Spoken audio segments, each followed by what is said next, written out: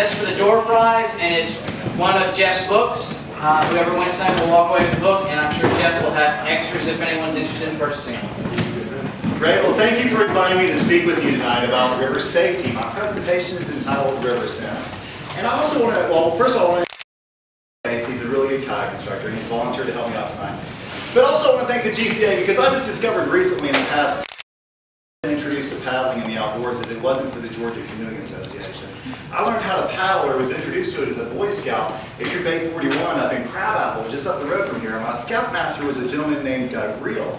And I later discovered that he passed away about 20 years ago from natural causes.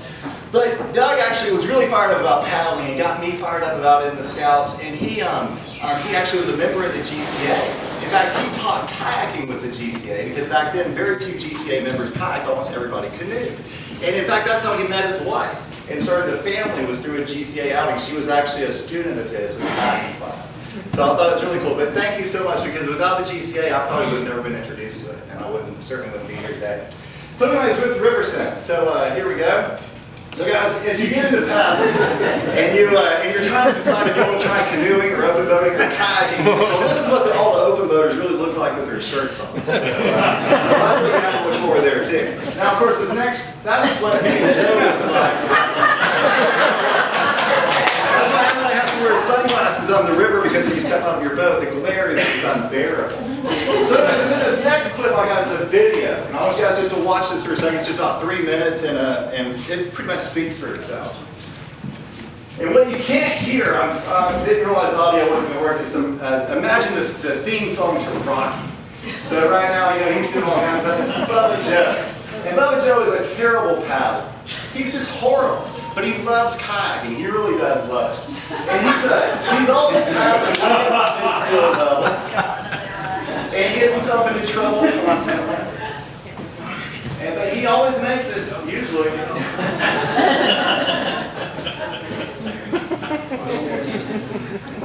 And we all have a little bit of Bubba Joe in us, that's for sure.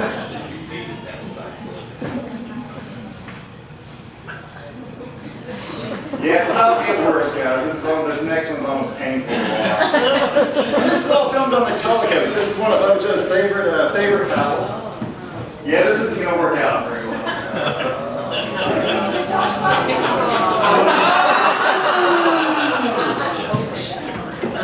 He's a tough dude, though, that's for sure. He needs to turn his paddle around there, it looks like.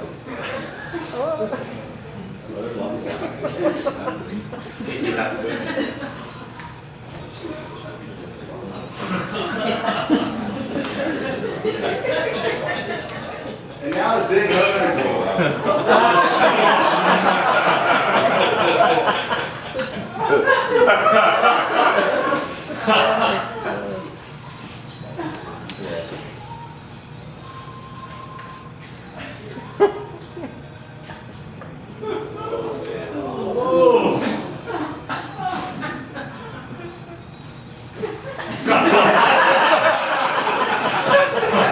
He swore afterwards that they were nowhere around.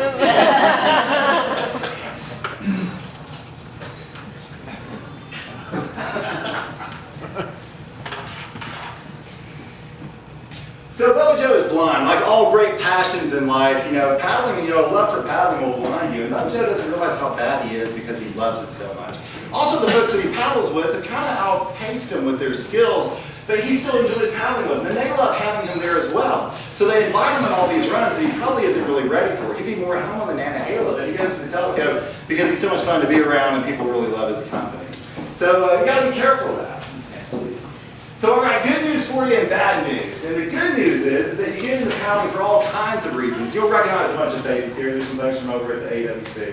You got Ann and George and a bunch of Allie and some others there. But all these guys, you get into paddling for all these different reasons. You get in because you want to be closer to the outdoors, and you want a new sport to pursue, and the adrenaline and the rush from it, perhaps. But the one thing that we all get guaranteed from paddling is a bunch of new friends. In fact, how many of you, show of hands here, how many of you in this room have made a new good friend because of paddling? And the relationships are so intense. They're much better than just work relationships and stuff. In fact, sometimes we So you guys might recognize these characters, Rick and Francesca, of course. They met through paddling. I believe it was even an AWC outing, perhaps. And they got married and started a family. So, but the bad news, so paddling has dangers and you can never eliminate all the dangers. There's no way to. And the paddler's code is just to be aware, guys, no matter if you have a bad line on the river or get a minor bruise or cut or have some type of really awful tragedy happen, only you are to blame. When you get out there on the river, you have to realize that you have to assume responsibility for yourself. And you can't pass it by and try to blame anybody else.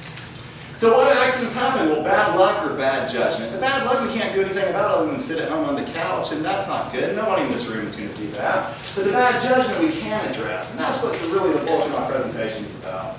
So the big question is, what will help us make good judgment while paddling on the rivers? And we'll come back to this in just a second. So skills, first of all, guys. Let's start. I'm going to use this old sketchy ladder as an example of some skills and consequences. So when you're thinking about skills with paddling, you have a lot of resources to amp those skills up. You start on class 1 over here on this side of the ladder. You got steps on this side of the ladder. It's really structured and the steps are pretty evenly spaced. You've got class 1 at the bottom, you work hard, you work up to class 2, 3, 4, 5, all the way up to the top. And the skills are incremental. You've got a lot of great resources like kayaking schools and videos and guidebooks and paddling clubs to help you with these skills. And but the consequences side is a little bit different. So here's some more good news for you. All those friends that you made as a byproduct when you got into paddling, those friends actually really help you out on the skill side of the ladder. You end up getting a bunch of friends, and of course they're helping you. They're telling you where to go and what rivers to paddle and what advice on what boats to buy, things like that. And they're showing you down new runs. And of course the consequences side is a little bit different. And guys, so over here I've listed the consequences. You'll see how the skills are all from class 1 to 5, really evenly spread out. Consequences, though, are a bit different. So this side of the ladder isn't even meant to be climbed. So you've got consequences down at the bottom, class 1, 2, and 3. And I really grouped these 3 together for a couple of reasons. One is that you can get beat up and accidents happen, serious accidents happen all over the place, even in class 1 whitewater. But what you'll find if you paddle class 1, 2, and 3 whitewater for a long time, you're going to get banged up a little bit, but you'll probably still be able to go to work the next day. And maybe a trip to the emergency room for some stitches or a chipped tooth or who knows what, a shoulder injury, something like that. But class 1, 2, and 3 is really pretty safe compared to a lot of other extreme sports like snowboarding or mountain biking, things like that. But class 4 or 5 is a whole different ballgame. So the first point that I really want to make is what a difference there is between class 3 and class 4 on the consequences side. Well, however, on the skill side, when you make these steps, class 3 to 4 is just like making a step from class 1 to 2. But on the consequences side, there's a huge gap between the 3s and the 4s. So stepping up from class 3 to 4 is a huge step on the consequences side of the ladder. And a lot of people don't realize that. So let's use the Ocoees, for example, to kind of give you a baseline. So the middle Ocoee is definitely class 3, 3+, maybe even more. But you can take some really conservative lines in the middle, and you can keep it probably in the class 3+ range. But when you step up to the upper Ocoee, the upper Ocoee is really on the skill side of the ladder, it's just a little bit different. So let's say the middle Ocoee is class 3+, and the upper Ocoee is class 4-. But over here you have a huge gap.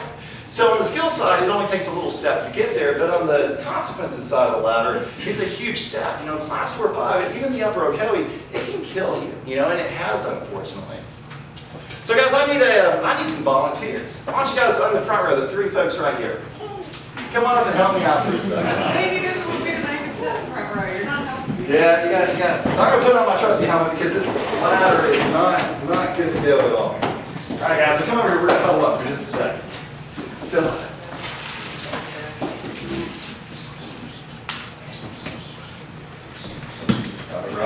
right, guys, so what they're going to do, these guys are going to help me out. They're going to really support the ladder while I'm trying to climb up the consequences side of the ladder. And this broken step was where I experimented with this a few hours ago. All right, so you guys grab hold of this thing, support it. I better buckle up here. All right, you ready? So we got to get me up to the top of this somehow.